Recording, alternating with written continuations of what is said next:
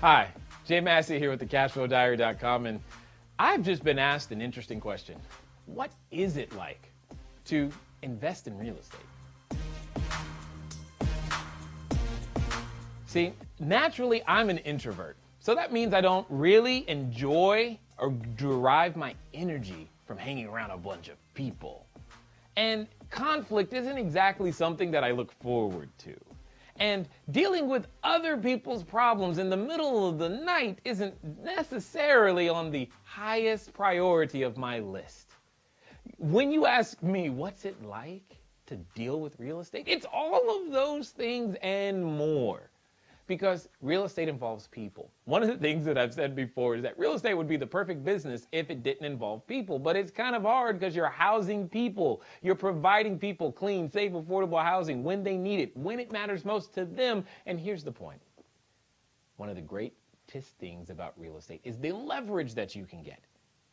That's what I love, is that I may not necessarily be the person that's dealing with my customers, but there are so many people who are willing to help you and help myself go through that process.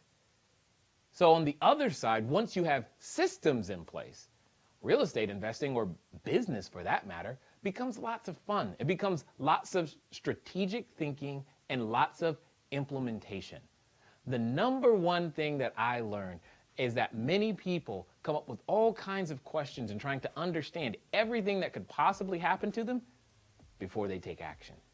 The most important skill that you could learn right now is to learn to move at the speed of instruction. Here's what I'm going to do for you.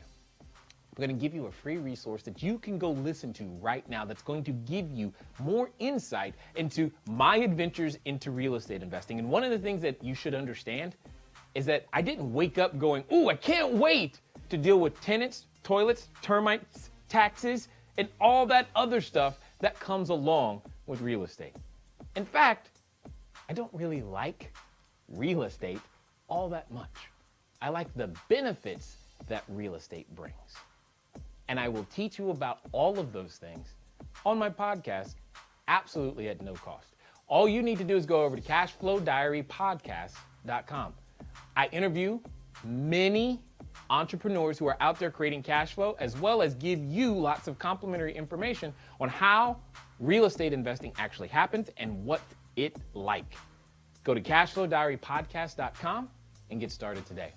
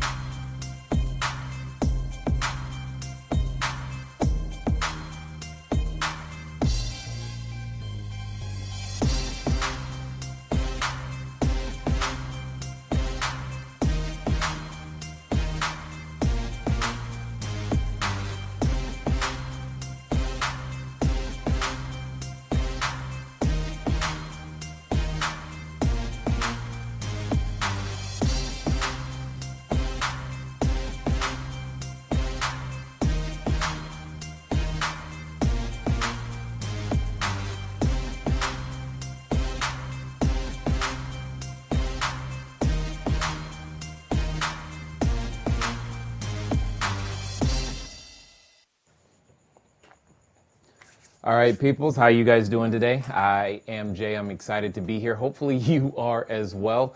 Man, I know you get tired of me saying this, but you know what? I still love that song. I don't know that I'll ever not, but I know this. It's awesome. Anyway, what we're going to do today on Q&A with Jay is what we always do, answer your questions. Hopefully I have those answers.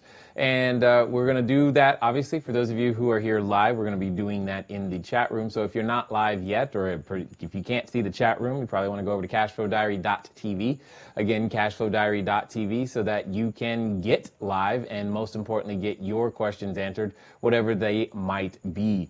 Right now, we are in the middle of a series where we're teaching and helping individuals learn things about wholesaling. Wholesaling being a strategy where you buy something at a discount, you sell it at a discount, you do it really quickly. And it happens all the time in various industries. But for some reason, when it comes to real estate, we think, that's not possible. So what we're doing is we're going through a series of webinars to help individuals understand how to do that. Most importantly for me, it was absolutely a necessary strategy at the time. It was the first strategy that I was able to execute and actually earn some money at. And it's that popular strategy. You've heard it said many times, you can do real estate using none of your own money or credit. And all of those things that you stay up late at night or buy those, magic pills for to hopefully have one day grow and sprout into the bean, right? The beanstalk. At the end of the day, it is something that is very, very true, very, very doable, very, very doable for you, provided that you have access to property rights in your country. I've seen this done, and it can be done in many different jurisdictions. It doesn't have to be U.S. only. And at the end of the day, what it comes down to is, will you do the work? And that's what we're kind of going through, is what that work entails and how to make that happen for everybody. Not everybody's going to be cut out for it, but at least you'll know by participating and being there. If what I've just said is somehow even remotely interesting to you, here's what I want you to do, is go on over to cashflowdiary.com/cashflowdiary.com/ wholesale webinars. Just give me a second. I'll type it here for you so that you can see it. Let me see. All right. So it's cashflowdiary.com/wholesale webinars. Did I type that right? We'll find out. 3, 2, 1. Contact is the answer. Sorry. Couldn't help myself. Here you go. So cashflowdiary.com/wholesale webinars. It'll look exactly like this. You're going to click yes, sign me up for these webinars. Put in your email address, because then you'll have access to the replay that we did yesterday. One of the things that you should know is that it's a 3-series webinar. It was yesterday, tomorrow, and the next day. And they're scheduled for an hour. However, if you guys start asking great questions, don't be surprised if it goes a little bit longer. And I think everybody appreciated the extra time. I don't really know, other than to say that we started getting emails saying that people were happy and things were good, and that's awesome. And at the end of the day, if you're ever looking for anything from Cashflow Diary, here's the thing that you need to know. Many people can tell you about a subject, and that's wonderful. I could tell you about many different subjects, and if that's the type of information you're trying to seek, we're probably not the place for you. If you're looking to actually finally do something with what you know or what you think you know, then we're probably the ones that you're looking for, because that's what we tend to focus on. It's not so much theory, way more application, and a whole lot of get your butt out there and make something happen. So that's what we get excited about. And there will be a select small group of individuals who I will work with on an extended basis from this group to go out there and do some wholesaling as well. They'll get their first deals done. This happens all the time. Right now we're doing one with apartments, and the individuals in that group are starting to get offers accepted. It's only been a few weeks. One of them is scheduled to close before the end of the year. It's very, very exciting that all of these things are happening. And when you labor under correct knowledge, there's so much more that is absolutely possible for you. And here's the thing. It's better to travel in packs and with friends. So as you go over to cashflowdiary.com/wholesale webinars, bring a friend with you. Tell them to register too, because at the end of the day, the more of us doing this together, the more entrepreneurs that you help us create, the more times that we can go out there and make clean, safe, affordable housing, the better for everybody. Another thing to understand, Guys, we are doing it again. I had fun. You had fun. Now this time we're going to do it even bigger and better than we did last time. What we've got is another giveaway for you guys. I just want to make sure that you guys know where it is, and I want to re-explain to make sure that everybody understands how they can make sure. Here's how to make sure you win and get the most number of chances. One, you enter now. You go to cashflowdiary.com/giveaway. Or you text the word giveaway to 949-682-3565, and I will definitely write that down for you. So it's 949-682-3565, and let me show you the screen so that you have it. Whoop, whoop. There you go. And the keyword is giveaway. Give away. And here's how the giveaways work here at the Cashflow Diary, so that you know. Obviously, there's no cost to entry to win and all that other stuff. What we are doing is we're giving away random items that we know will help you further your education, often tools that give you the ability to go out there and get something that we teach actually done. In this particular case, we are giving away all of the Rich Dad books. We're giving away cash flow games, and we're giving away various different prizes. There's a first, second, and a third place. Here's the point.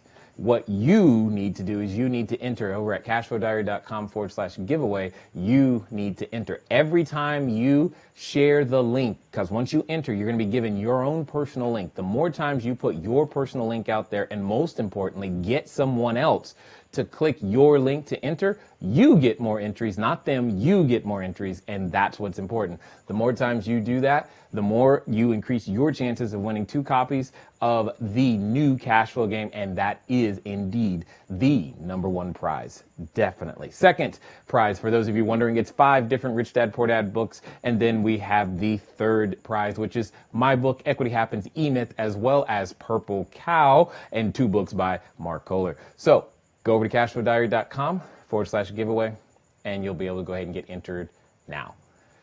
So some of you are probably wondering, who is this Jay guy? Here's really quick. A few years ago, my wife and I, we were squatting in bank-owned property. She couldn't eat or drink. I couldn't walk or talk. We decided that real estate was the way out, even though we had a credit score of 398 and couldn't put $75 together. And today, we have a portfolio that's a little bit more than 300 units in various different states. We have a commercial building, a cell phone tower, and we're building a resort with friends. What does that mean? That means we've had a lot of experience and should be able to answer your questions. So if you haven't gotten over, and I stalled as long as I could, to cashflowdiary.tv, then you're going to miss out on asking your question, because we have a chat room right over here that's very, very live and well, and we're going to be answering questions as well as the ones that were sent in, and we're going to go ahead and get started with that just after I remind you that we have a podcast in iTunes, cashflowdiarypodcast.com, cashflowdiarypodcast.com. Every Monday and Thursday, 8 a.m. Pacific time, you have the ability to get, again, additional information. Right now, we're going through a series of necessary skills for all entrepreneurs. Definitely something you want to pay attention to. So I see that we have a question in the chat room. So let me get over here. Let me see what this says. All right. Susan is asking, she says, speaking of which, can anyone tell me what the heck a pro forma is and how it compares to a profit and loss statement? All right. So here's the question. The question is what is a pro forma? Why does it matter? And who cares? So that's what I'm going to answer for you. At the end of the day, I'm going to take this fancy word right here, pro forma, and I'm going to turn it into something with a PhD, someone with a PhD can understand, a public high school diploma. That would be me, okay? So here's what I call a pro forma. My best guess. That's actually what it is. You're guessing. You're guessing of, hey, here's what we think might happen in the future should the customer who we think is the person that wants to stay at this particular building or use this real estate in this particular way. This is how we think they're going to act and how much we hope they're willing to pay. And this is what we think it might actually cost to run this thing. It's a best guess. There is nothing reliable about any of the numbers on a pro forma, in my opinion. It is your best guess. Now, can you make your best guess with a whole bunch of data from many different sources? Sure. But that doesn't that's not saying that's what's going to happen. It's your best guess at what the income is going to be, what the rent is, and how many tenants, and what the occupancy and what the expense ratios are. It's your best guess. Now, you could get good and begin to have your best guess with a plus or minus and all these other things, and you could, stress yourself out trying to get it exactly right, but it's still a guess at the end of the day. It's never reliable information. So don't stress over it. It's a little bit more detailed than, think of a profit and loss statement over a number of years that is still your best guess. I heard it said once, because here's what happens a lot of times. I think it was Mike Tyson. He said something to the effect that everybody's got a plan until they get punched in the mouth, right? And at the end of the day, the pro forma is your plan until you get punched in the mouth, right? And then the numbers changed. That's the end of the story in that regard. So don't stress over pro forma. Now you know what it is, Susan. Good job. Keep going out there making stuff happen. All right. Let's see who else we have here as a question today. Oh, wow. Sep. Why am I not surprised? He has a owner financed single family house. Okay, first of all, Sep, unless this is like 30 or 40 single family houses, there's no reason you at your stage need to even be looking at this. I'm just going to say that, and now I'm going to continue. I'm purchasing an owner finance property from a cash flow diary member. Okay, deal summary below. All right, got it. 2,700 square foot house. Now, for those of you who are in California, I want you to notice how it's a 2,700 square foot house for $82,000. And do your best not to throw up in your mouth or something. But that's a real house. I have an idea of where he's talking about now. Well, okay, got it. Don't care about all that. Moving on, $51. The house will be purchased by wrapping the existing financing with the land trust. What are your thoughts on this deal, and how would you go about setting up the land trust? Can you recommend an attorney that can handle that legal aspect? Yes. One, Tennessee typically doesn't like land trust. I don't like land trust, so okay, that's where we're going to start. And I don't know why you would want to do it as a land trust. If you're going to take over some financing, you don't start with land trust. Start with a subject to purchase, so that way you have more control. And then if the subject to purchase doesn't work, I would start with maybe a lease option in that particular sense, or just a lease, if master lease. It depends on what kind of benefits you're trying to throw off and keep. But seriously, man, you have too many units to be considering a single family house at this particular stage. And if I remember correctly, you are still planning on quitting your job at the end of the year. So it's time for you to move well past a single family house. All right. And if that's the case, make that happen. All right. Keep that in mind. All right. So I see another question. Let's see. What does it say? Earl is asking, how would I structure a deal that has a single family house, 3-bed, 1-bath, 1,260 square feet, asking price of $20,000. Again, Californians, try not to get upset. He doesn't live here. Okay.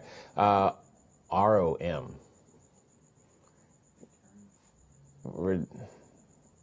What is, y'all making up acronyms again? What's an ROM, Earl? Please let me know. ROM is 642. Rent, is that rent? Rent over mortgage? I have no idea what he's talking about. And 1.5 is, go back. 1.5 is 300. The seller is motivated and willing to take $10,000 now and the remainder after the holidays. It's moving ready. The pain is they need money to float the other business. Got it. I don't know what ROM is, but this sounds, I don't understand what you're meaning when you're saying what structure would I use. Because always remember this, guys, when you're going to structure a deal, it's in view of the benefits that you're trying to keep and the ones that you're trying to give. Rentometer. Good gosh. Thank you, Earl. Rentometer, ROM. What's interesting is you guys make up some really odd acronyms. And that was pretty high up there. All right. So anyway, you structure deal in response to the problems that you're trying to solve. So this could easily be a lease option. That's one tool we could use. We could use subject to mortgage. Very fine. We could use a purchase money mortgage. We could use all kinds of many different things. There's too many variables to determine what it is. Like, first of all, what do you want to do with the property? More importantly, do you have to raise capital? Is there any room? Is it really only worth $20,000, or is there room for it to go up? And I'm sure some people are wondering, where does he live and how can it only be $20,000? Because there's probably someone in the watching live right now is like, I can buy that on my credit card. Let's work out a deal. Or, because those are the types of things that we're definitely talking about here as we go through the process. Anyway, there's just too many ways that can be done. Let's see, Susan. Oh boy, okay, so if they don't have a profit and loss statement available and they tell me to use a pro forma, what should you do? Okay, got it. So we're back on the pro forma question, Susan. If they don't have a profit and loss statement and they tell you to use a pro forma, they're telling you to really take a guess based on market data information, none of their actuals in any way, shape, or form. They're just saying take an even bigger guess. You don't have any, you only can use market data to be able to guess at what the building may rent for. And that's really what they're saying. So at the end of the day, that you can say how good of a guesser I am and, base your decision on that, because that's pretty much where you are at this particular moment. Sep says there's a 30 single family house package also available from the same wholesaler. Okay, that's fine. That's good. Yay. That makes me feel better, Sep, because I'm telling you, man, you can't be playing around with a single family house anymore. Dawn is asking, I found a house where the seller is willing to finance but want to do a credit check. Interesting. The seller is willing to finance but wants to do a credit check. Huh. Why? I don't know that there's necessarily a way around that. I'd be interested to figure out what they are looking for, what they're trying to prove in some way, shape, or form. You're going to have to negotiate around that by finding out what confidence they're placing in that credit check. There's something that they're looking for in that credit check. Don't just assume, well, of course, they're looking to make sure this and that and the other. You don't know. Always remember, what you assume can, will, and always has hurt you. And this is not the time to do that. So go find out why they're interested in that information. That'll help you. Jeffrey, do you push back on an agent that wants you to use a pro forma to gauge a property? Reason they want you to use a pro forma is because of the large work that needs to be done. I often push back on everything. I don't, whether it's an agent or not, it's just part of what I do. Anytime, and you want to get into this habit. So those who were able to participate in the negotiation class, here's kind of a review and something else that you always, anytime someone's asking you for something, especially in the business situation, you want to also ask for something else. You also want to question it and push back. What that does is it creates this habit or this understanding that anytime they open their mouth to ask for something, they're going to have to give something up. And what ends up happening is that they stop asking, which is great. And it always makes sure you get the things that you want, right? So all of those things are there. So I'm always pushing back on everything. And it depends on the condition of the building that we're talking about, Jeff. If this building's 100% vacant, well, I might as well use a pro forma. If they've got tenants and all this other stuff in there that they're asking me to assume responsibility for, and then they ask me to use a pro forma, okay, that's fine. I'll do it, but it'll be in exchange for something else, meaning a lower price, greater terms, something else in which they have to share the liability that they're asking me to assume. Because they're asking me to assume things like, hey, what the rent is going to be. They're asking me to assume that their leases are good. They're asking me to assume so many things. So those are the things that come through my head that you might want to think about as we continue to go. All right. Let's see. Chris I think he asked the question last week. This is good. Welcome back. I guess I said something that kept you around. This is a good thing. Chris, thank you for your time addressing my question. You're welcome. To give you a very brief background of who I am, I've wholesaled 75 properties in central Indiana over the last few years. Okay. The following is regard to opening a new something territory of 5. Okay, this is the fitness thing again. All right. Through my network, I was fortunate to come across a lady who runs multiple. Okay, that's good. She has agreed to be my operator, as she has extensive experience running clubs that perform above average. I'm putting together the investor group and will have some active involvement in running the clubs as well. The requirements are $1.5 million in liquid assets and $3 million in total net worth of the partners involved. My network, because of wholesaling, primarily consists of real estate investors, of course, so they don't have the exact gym investor identity. No, they don't. That being said, it's a completely passive investment for the investors involved, and because of that, I think my network may fit closer to the investor identity than otherwise. Not really. I've already been in talks with the corporate, for 2 months, and the only thing keeping us from moving forward is having the right investors on board. Do you have anyone in your network that fits this identity? The ROI is quite significant, and my operator is proven in this exact franchise. Yeah, well, okay. The answer to your question is no, I don't. Because again, if I remember correctly, what we were very specifically talking about was, are you buying the business or are you buying the real estate? If you asked me about the real estate portion, then that's a completely different question. Most of these circles that I run around in, if they are looking for a business, we're looking for an online business. I'm about the only one I know that's looking for a franchise of any kind.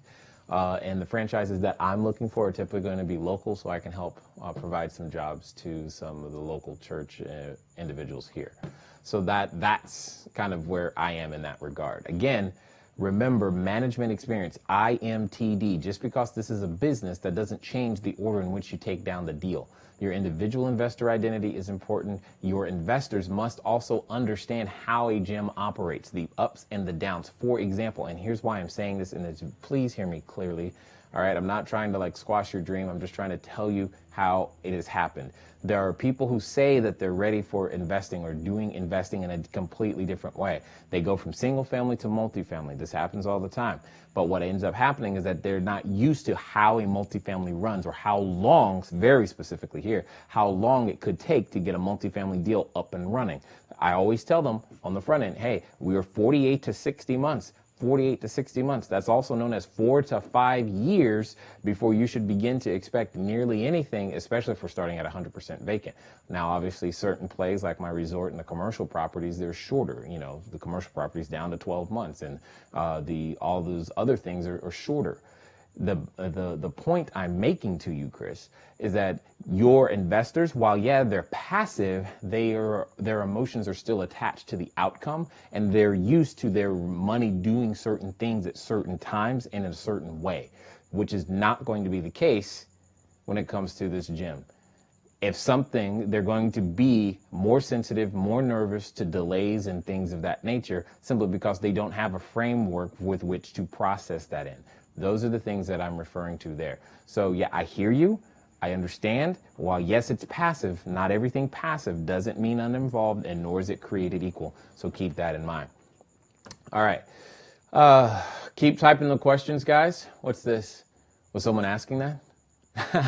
Got it. Okay, oh my God. Hey, he's even got a photo. That's pretty. All right, Eric. Okay, Eric's a customer inside of our wholesaling video course. Again, definitely something you probably want to check out. Questions related to the spreadsheet. What are the amounts that are going to the seller? Oh my gosh, that was okay.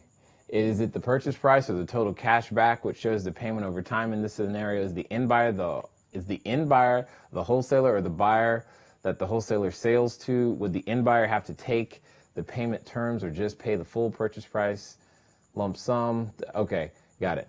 This is a very complicated deal structure. Let me try to show. This is probably one of my most complicated deal structures that we talk about inside of our wholesaling course. Because what's going to happen for some of you, because this has happened for me as a wholesaler, you get really good. If you start doing your job very, very, very, very, very, very, very, very, very well, you're going to end up in this situation where you have more deals than you have buyers. Okay? And when that happens, you're going to need a solution for it. So here was the solution that Eric is referring to, and it's too many layers of complication to get into too deeply. But what ended up happening is that when you can't find a buyer, you make one. What does that mean? That means this is why I learned to raise the capital right here and turn this LLC into my buyer, and that LLC, because they were my buyer, were able to purchase the properties from the wholesaler, which happened to also be me, who was buying the properties. What color is missing? Blue. Who was buying the properties from the seller, or sellers, depending on the case, right? That's basically what that is. And so that one Excel sheet shows it, just showing the transaction between here and showing the transaction between here and back and forth all the way around. That's really what's happening all the time, over and over and over again. So at the end of the day, what you need to do is you just need to understand that all of those things are going off at the same time. So at the end of the day, hopefully that helps you, Chris, so that you understand exactly what you're doing, why you're doing it, and making those things go. All right, let's see what else we've got.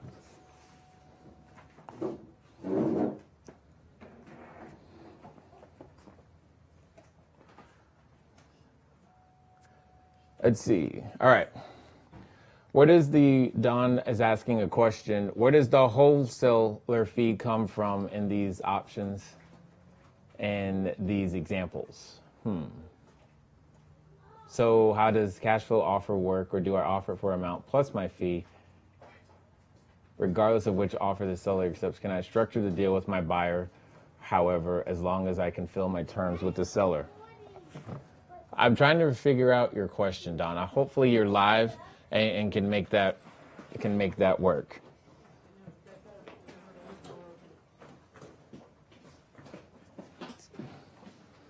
Let me see.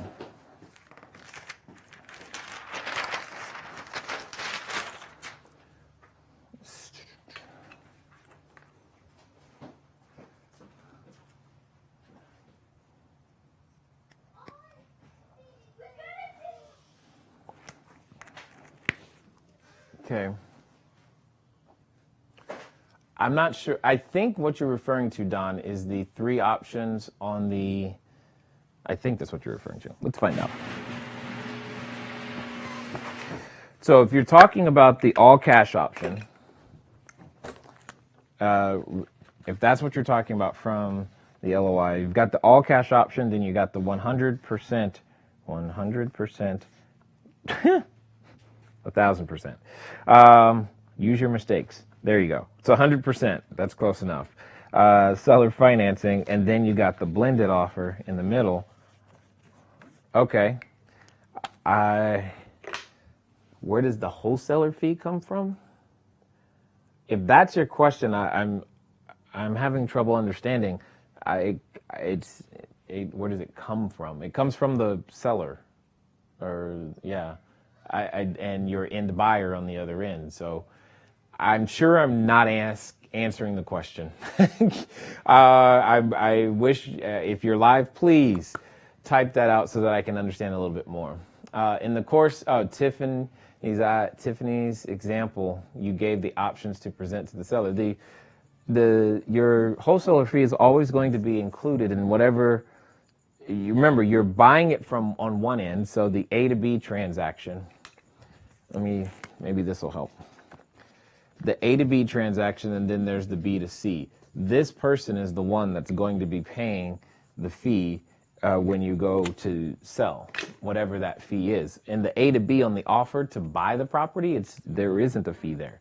It's over here, B to C. So hopefully that clears it up a little bit and makes more sense. If not, please type in the chat room, because I'm actually confused. All right, let's keep going. Let's see. Josh, who in Southern California is finding properties that fit Jay's formula teaches to use? Nobody.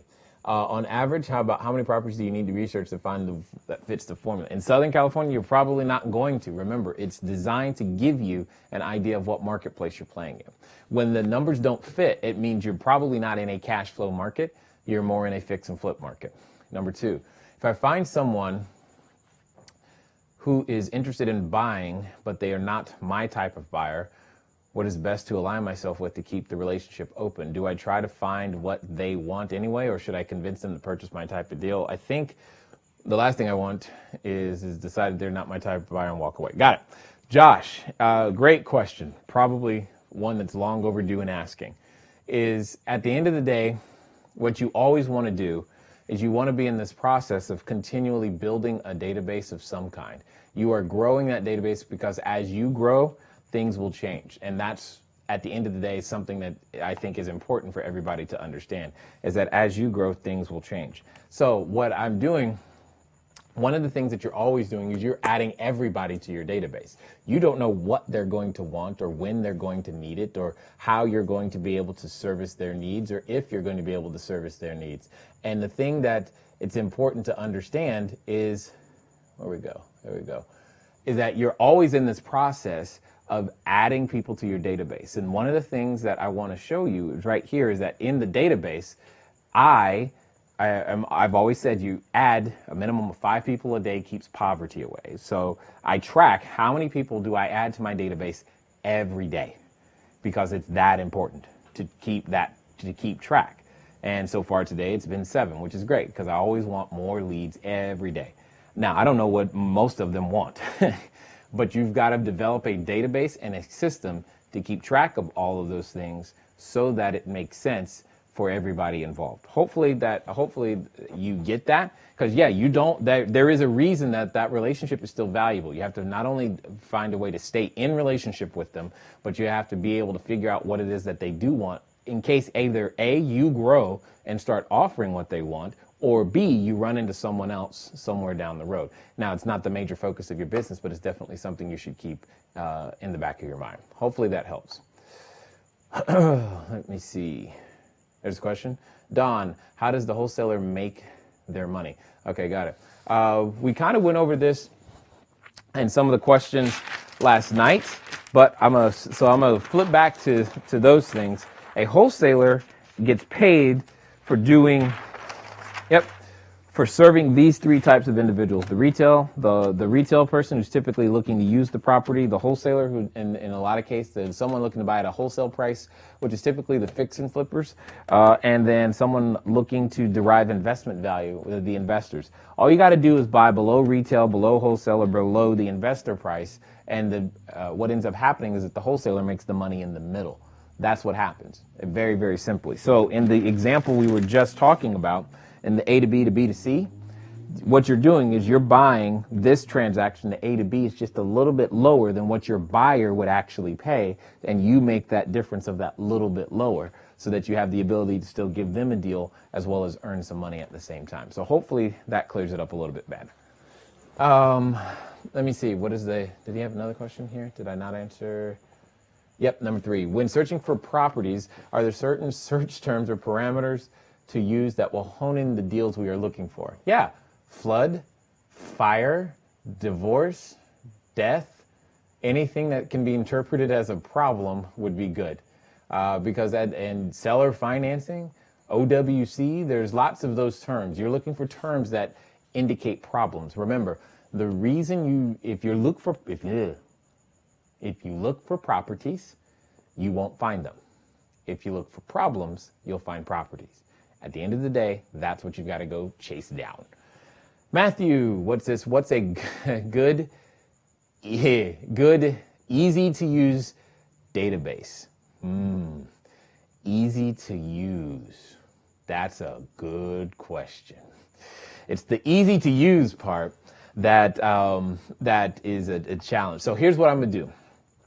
I'm going to tell you 2 things, again, not affiliate links of any kind. I'm just going to tell you 2 very, very simple, and I don't mean simple as in they can't do high-level things. I mean simple as in they have the ability to help people get a lot of things done in a very, very easy way. So, for example, there's a new, I'm beginning to produce some new materials, and you guys will begin to see them and all this other stuff. So we're developing the pages and whatnot necessary to promote them, so that, again, this information goes out there and more people are happy about it. But the good, simple way to get started is 2 pieces. 2 pieces. One is going to be lead pages. I forgot the guy's name. I think it's Clay something, whatever. The point is, it's a very easy and simple way of being able to create decent looking pages that have the ability for you to go out there and attract people to your database.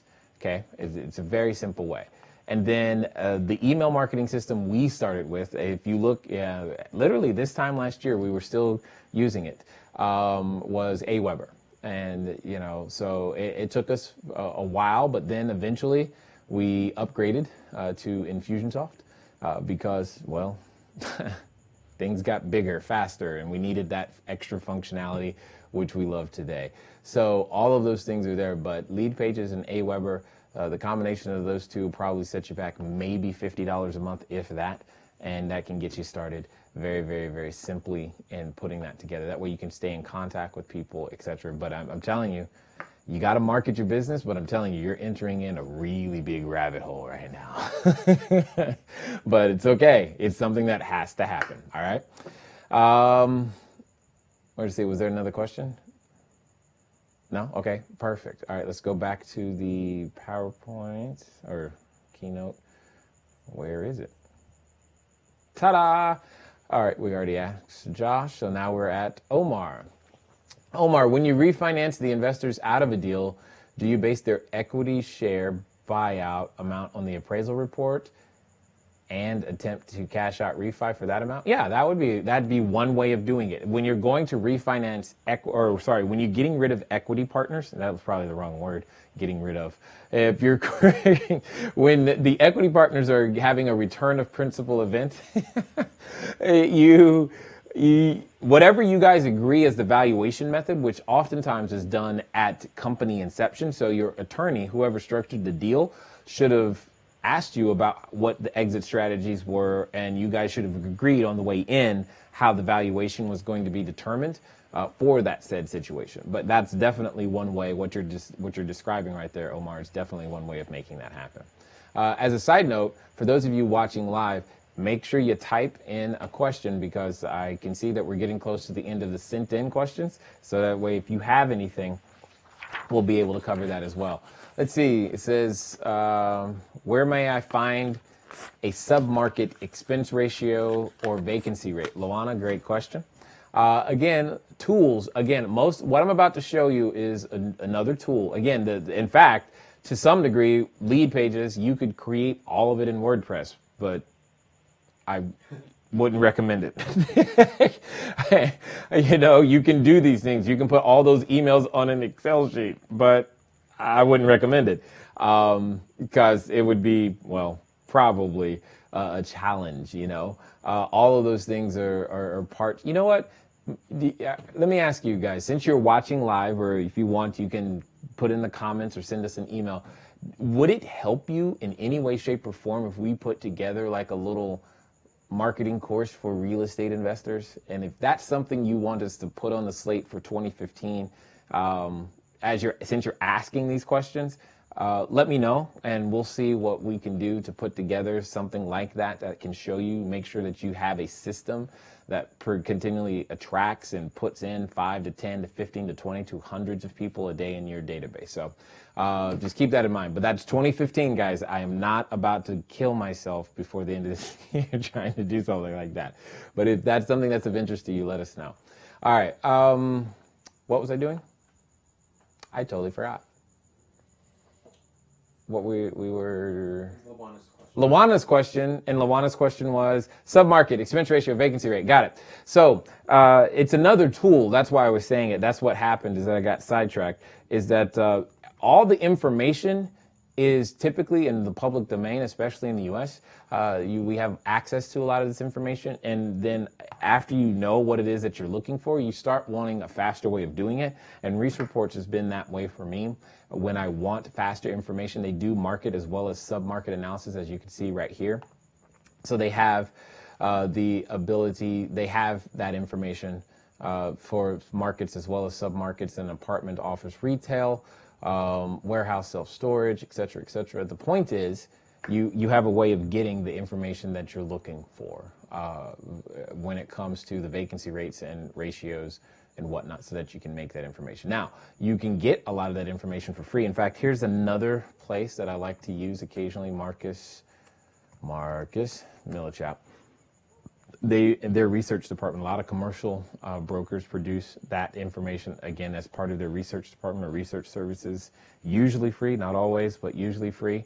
Another place would be CoStar. This is by far the most complete information, but definitely one of the more, I'll say, expensive partners to work with. If you're actually in the mood for spending some money, you can spend some really good money. You're going to get some great data. However, you're going to spend some money to get it, to make that happen, but that's okay. And just understand that, you know, if you are in the world of this information, in the same way that I go Walmart, Target, Nordstrom, you can look at this as Walmart. This would be the Target, if you will, and this would be the Nordstrom. Or actually, sorry, I got that wrong. This would be Walmart because it's free like that. This would be Target, and then this over here would definitely be the Nordstrom when it comes to your research information, et cetera, et cetera, et cetera. So you can get it, it's there, it's just, you know, not cheap. So just keep that in mind as you go through that process. So, yes, please, yes, what is that in reference to? The marketing? Oh. Awesome. You guys, are you going to ever let me sleep? I just want to sleep, man. That's all I'm asking. I can't sleep. All right. We'll add that to the list and we'll see what we can do, guys. We'll see what we can do.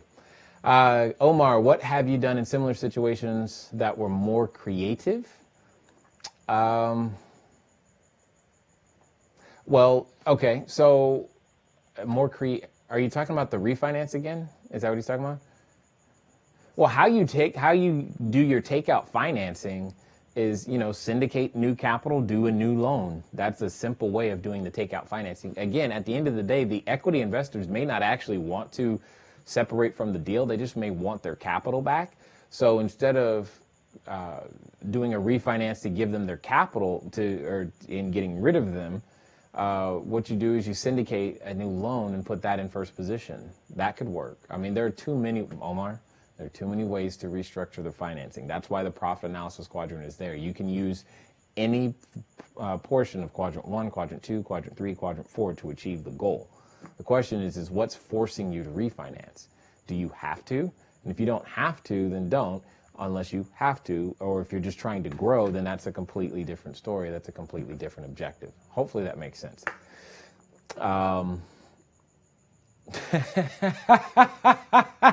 Sleep is for babies. Really?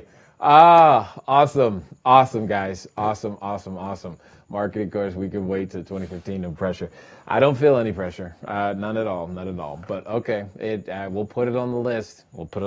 Remember, you asked for it, so you better buy it when I make it. Because it's going to take a while. But that's okay. So with that being the case, do we even have a way for them to place an order for that? Okay, so I'm not even going to worry about that. All right, guys, just remember, you can go to the cashflowdiary.com/giveaway. We're still giving away stuff. I see some of you're doing it right now and you're sharing. Hit the share buttons because when people use your link to enter, you get more entries. So I see some of you doing it right now. Jay, I remember someone saying, do it until it's done. Yeah, awesome. I love how my own words are coming back right now. You guys suck. It's all good though. It's all good. There are things that in my head, I'm like, this is what they want. And then you go and start asking marketing questions and I'm just like, oh, I guess they probably want that too. So go figure. It's just, anyway, we'll get there, guys. We'll get there. So, as I said before, you can go there, make those things happen. See, Marvin, there are 833 markets in the U.S. I understand everything depends on my identity and compared to what, yes, but there's hopefully a way to get down to a few markets without scanning each market and submarket. Correct, Marvin. That is absolutely correct. So when I'm looking at the U.S. as a whole, now I'm trying to figure out what device to use. I've got so many choices. It's like, what am I going to do? Am I going to use the iPad? Okay, we're going to use this. I am not an artist, okay? So this is my best version, that's supposed to be the United States, okay? So deal with it. If you're like, dude, that was horrible, I understand. That's the best I got, right? So remember, it depends on your portfolio objective. There's growth, there's income, and then there's income. Can you still see that? Income and growth. And then there's growth first, and then there's income. And then you could have aggressive growth. If you hopefully these terms are not new to you, but if they are, that's okay. The point is these are portfolio objectives. And in my head, I start to narrow down where, this is why marketplace identity is important, where in the US is known for growth, meaning capital appreciation. Well, that's typically going to be near some water, right? And I think about those areas as the places for growth. When it comes to income, I'm thinking about these places in here because that's what they're known for. They're not known in maybe some over here, right? But not too close to the water, right? I'm thinking about income. When I'm thinking about growth in income, I'm mixing the two up together in various different places, right? Because that's where the growth in income possibly is.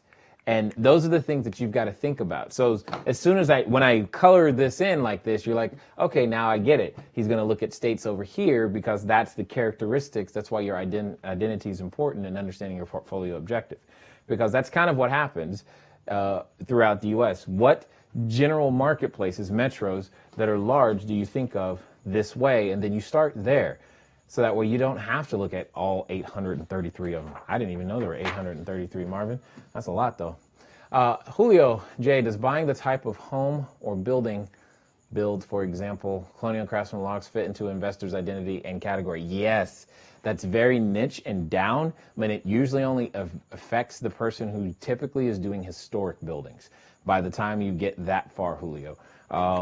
Because there are some people who just like historic buildings. That's one of the investor identities I deal nothing at all with. The quickest way to get me to say no to a deal is to tell me it's in a historic district. But Jay, we could buy it for $1. That's awesome. And it's still in a historic district. I have no desire whatsoever to touch it at all because it's in a historic district. It's an automatic no in my book. But there are often individuals, yes, who are definitely in that particular category and prefer those types of things for sure. See, Texas is in the growth and income area.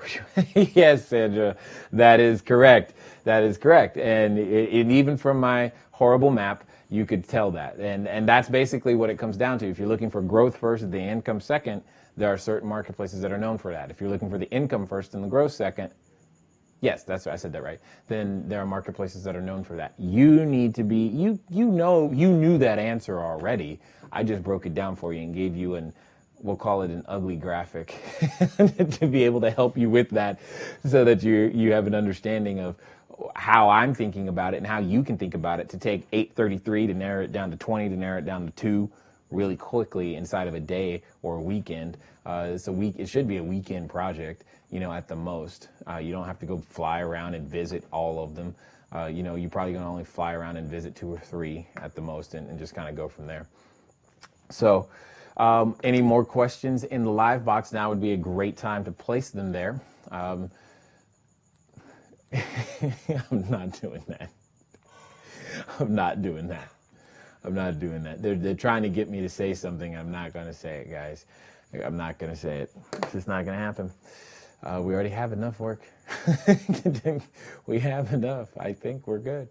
But I am going to remind you about the giveaway as well as going over to the wholesale webinars, cashflowdiary.com wholesale webinars. I should also, and please hear me clearly when I say this. I'm not saying this other than to just inform you. It's not meant as a sales pitch or per se, but this will be the only time I will be going over this information in a live format this year as well as next year. So all the way through, you won't see this for at least 12 months. So if you have any remote interest whatsoever, now is the time. Same thing for the group that I'm going to be working with live. It'll be the only time, and the only way to hear about that group is to be on this list. If you're not on this list, you're not going to get that opportunity at all, and you won't know about it in any way, shape, or form. Hi, Don. Don, when looking at pre-foreclosures, is a low first mortgage better than a high one for wholesaling, or does it matter? It's always going to come down to the terms, and low and high is relative. For example, if I have a $200,000 mortgage, to some of you, that's high until I tell you it's a $1.2 million house. And then you go, oh, all right, then that's fine. And then to others of you, if I said a $50,000 mortgage, you're like, oh my God, that's low, until I tell you that it's a $60,000 house. And then you're like, oh my God, that's high.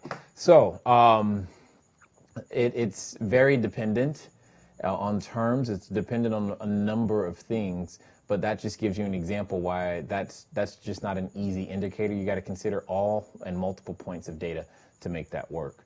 So growth would be quadrant 1, income would be quadrant 4. That is correct, Lucy. Absolutely understood. She's referring to the profit analysis quadrant for those of you who haven't reviewed those materials or don't know what she's talking about. Yes, quadrant 1 is growth, quadrant 4 is income, for sure. Sandy just saw, nope, what is that? Dallas is growing like crazy. Excellent. I don't know what Sepp is laughing at, but he's laughing at something. It's all good. Me not, oh. No doubt, no doubt. So I'm not going there. We have enough to do right now. So anyway, a couple of things just as a reminder, guys, is to make sure that if you haven't checked out the Cashflow Diary Founders membership, which is a link just below this video, I'm going to repeat what I said earlier last month, and I'm saying it again. If you are an existing member, you're going to really enjoy the fact that you're an existing member by the end of this month, at the beginning and during the beginning of next year. So, and if you're not one, this will be one of your few warnings that you probably want to become one before then. So, and again, it's all relative. If you have the desire to see your portfolio grow and have access to the information that can make that happen, then you'll get there. And if not, no big deal. Either way it goes, it's all good. Let me know, guys, if you've got any additional questions. Feel free to look out for the newsletter, because that's where we've made a change. You probably have noticed less emails to you makes everybody happy sometimes. So what we're doing is we're putting the requests for questions. It's all in the newsletter. If you're not getting the newsletter, you're like, how do I submit a question? It's because you're not on the newsletter list. If you got to be on the newsletter list in order to get that, we'll do our best to be here again next week. Same bat time, same bat channel. So does this really call it, is this really a channel? I guess it is today. It is today. Don't forget, you got 5 more days. 5 days, 7 hours, 1 minute, and 30 seconds left on the giveaway. So now is the time to start sharing your link so that you can have the opportunity to win some of the cash flow games, some of the books that we're making available, and go make that happen. It's been fun talking to you guys today. I look forward to talking to you soon. Until next time.